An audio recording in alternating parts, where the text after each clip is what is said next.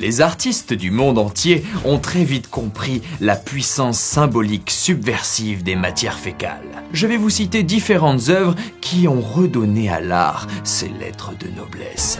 En 1961, Piero Manzoni a été le premier à vendre ses propres excréments comme œuvre d'art. Il a rempli 90 boîtes de conserve et les a fermées hermétiquement, chacune renfermant 30 grammes de son caca. Il a baptisé son œuvre « Merde d'artiste ».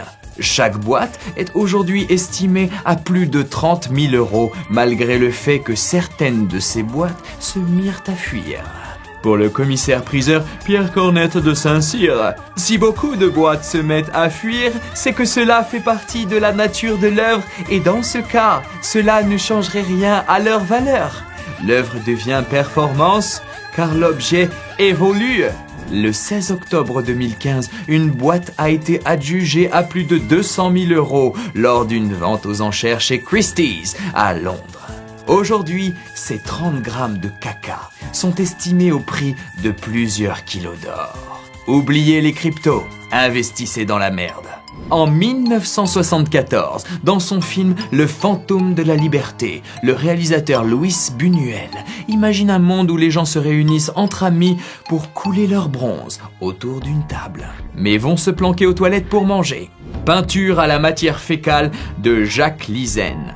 Le Belge Jacques Lizen est le fondateur de ce qu'il appelle l'art nul. Un art radical, volontairement médiocre, inintéressant, stupide et lamentable, qui se veut une critique du petit milieu artistique, du système des galeries et des collectionneurs. Dans les années 70, il décide de peindre plusieurs toiles avec du caca, dans une démarche politique, en proposant des peintures de merde au sens propre du terme.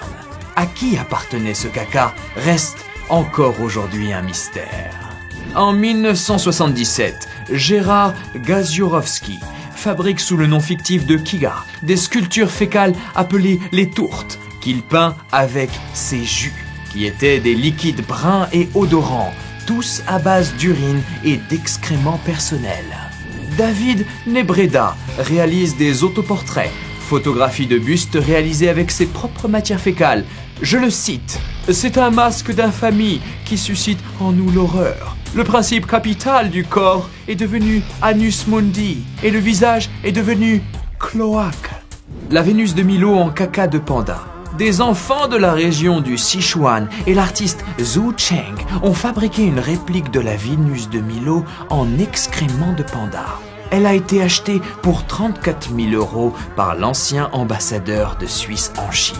Christopher O'Feely est un artiste anglais qui a la particularité de travailler ses toiles avec des crottes d'éléphants, ce qui lui valut de remporter de nombreuses récompenses, dont le prestigieux Turner Prize.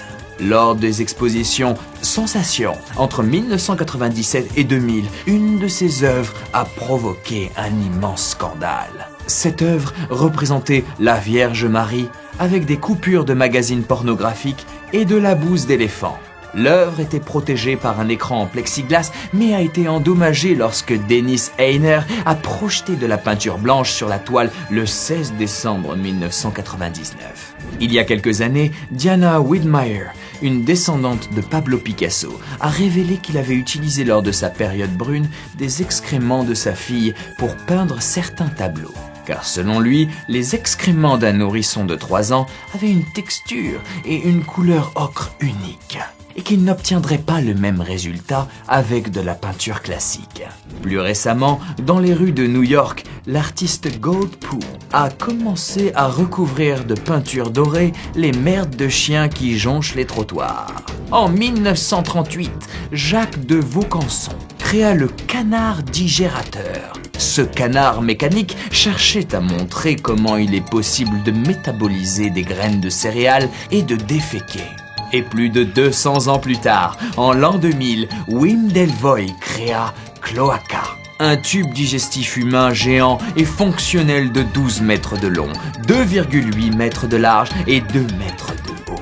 Elle est composée de 6 cloches en verre contenant différents sucs pancréatiques, bactéries, enzymes et acides, le tout dans un milieu très humide. Ces cloches sont reliées entre elles par une série de tubes, tuyaux et pompes contrôlées par ordinateur qui maintiennent la température du corps humain à 37,2 degrés.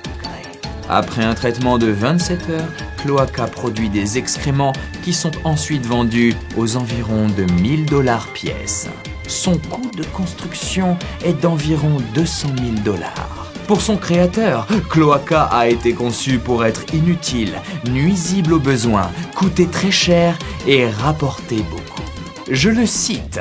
J'ai d'abord eu l'idée de faire une machine nulle avant de concevoir une machine à faire du caca. Et j'ai cherché un truc compliqué, difficile à faire et cher qui ne mène à rien. Avant de conclure, en revanche, la cocaïne, ça vaut beaucoup. Et moi, je veux que l'art soit comme la cocaïne. S'il vaut beaucoup dans les musées, il doit aussi valoir beaucoup dans la rue. Il en existe désormais plusieurs versions, comme la rapide ou encore la version de voyage.